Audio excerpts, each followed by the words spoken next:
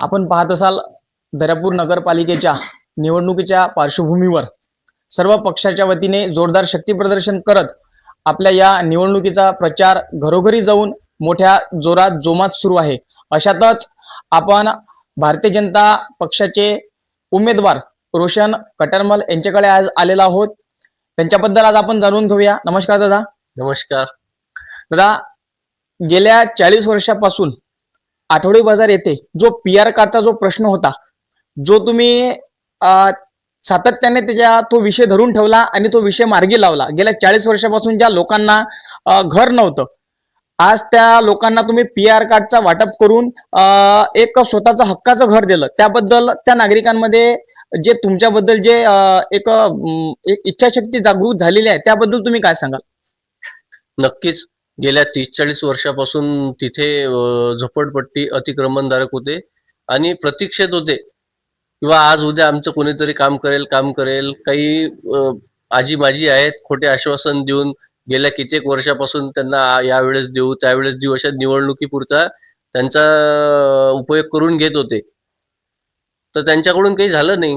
गेल्या 5-7 वर्षापासून म्हणजे मी त्या गोष्टीसाठी पाठपुरावा करत होतो आणि माझ्यासोबत भरत भाऊ जे आहेत चुकला, ते आम्ही या गोष्टीचे सातत्याने पाठपुरावा करत होतो आणि यावेळेस त्याला यश मिळालं। माननीय आपले अमरावती जिल्ह्याचे पालकमंत्री, महसूल मंत्री सुद्धा आहेत, त्यांनी तात्काळ निर्णय घेतला। मी त्यांच्याजवळ निवेदन घेऊन गेलो, 2-3 वेळा म्हणजे बोलणं झालं, तर त्यावेळेस त्यांनी तात्काळ यावर आदेश काढून दिला की बा जेवढ्या अतिक्रमणधारक आहेत त्यांना तात्काळ पट्टे वाटप करण्यात यावं म्हणून। आणि ते झाल्याबरोबर पूर्ण पीआर कार्ड काही भागाचे तयार झाले, काही भागाचे होतील। आता जेवढे झाले तेवढे मी त्या व्यक्तींना स्वतः घेऊन प्रत्येक घरात त्यांना आनंदाचा एक क्षण म्हणून त्यांना प्रत्येक घरातून आम्ही पीआर कार्ड वाटप केले आणि त्यांच्यात एकदम अतिशय उत्साह होता की नाही बा या पोरांनी करून दाखविलं। आतापर्यंत लोकांनी आश्वासन दिले, पण या पोरांनी करून दाखविलं, असा चांगला उत्साह होता आणि ते सर्व आज माझ्या पाठीशी खंबीरपणे उभे आहेत।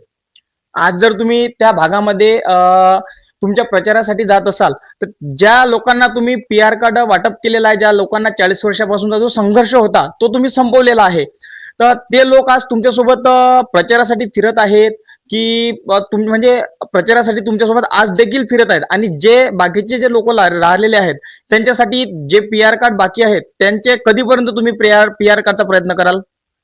नक्कीच त्यांचे पण प्रोसेस पूर्ण झालेलीच आहे। येत्या काही दिवसात आता आचारसंहितेमुळे आणि काही नगरपालिका आता हे जे निवडणूक लागली यामुळे थोडंसं थांबून आहे, पण त्यांचं पण झालेलंच आहे। लवकरच बाकीचे जे राहिले आहेत त्यांच्याकरिता पण ते आपले पीआर कार्ड, त्यांचं हक्काचं घर लवकरच मिळेल।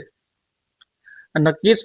तर एक मला सांगा, एक आपल्या दर्यापूरमध्ये युवकांचा देखील एक तुम्ही नेहमी युवकांच्या पाठीशी उभे राहता, तर ह्या युवकांविषयी तुम्हाला काय वाटतं किंवा तुमच्या नगरामध्ये जो बेरोजगारीचा प्रश्न आहे आपल्या दर्यापूरमध्ये, त्याबद्दल तुम्ही काय सांगाल? बेरोजगारीचा प्रश्न म्हणजे आता भरपूर जण, कोणी ग्रॅज्युएट झालेलं आहे, कोणी पोस्ट ग्रॅज्युएट झालेलं आहे। बाकी माझे भरपूर प्रभागातील काही युवक आहेत की बेरोजगार आहेत, तर त्याकरिता मी नक्कीच प्रयत्न माझे चालू आहेत।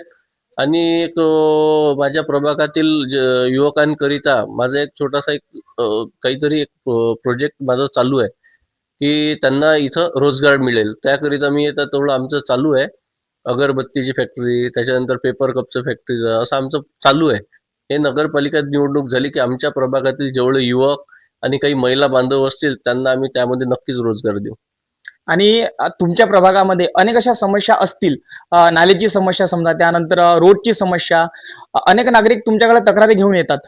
आता सुद्धा देखील प्रचारादरम्यान सुद्धा तक्रारी तुमच्याकडे येत असतील, तर त्याबद्दल तुम्ही काय सांगाल? नक्कीच येतात, तक्रारी घेऊन येतात। माझं ऑफिस आहे, म्हणजे गेल्या 7-8 वर्षापासून त्यांचे प्रश्न आम्हीच सोडवत आहे। नाही तर कुठं जे नगरसेवक होते त्यांनी 5 वर्ष साधे एका गल्लीतून येऊन सुद्धा पाहिलेलं नाहीये। एवढी या प्रभागाची एवढी खराब परिस्थिती आहे की नगरसेवकांनी येऊनच नाही पाहिलं तर कुठले त्याच्यात बदल होणार। आणि आमची सत्ता आहे भाजपची, आम्ही तर स्वतः काही नसताना आम्ही निधी उपलब्ध करून आणला। त्याच्यानंतर प्रभागात जे लोकेशन होते तिथं आम्ही कामं सुद्धा टाकले आणि कामं झाली सुद्धा, नाली, रोड, अजून काही थोडे बाकी आहेत। त्याच्यानंतर आता गार्डनसाठी 7 लाख रुपये आणलेले आहेत।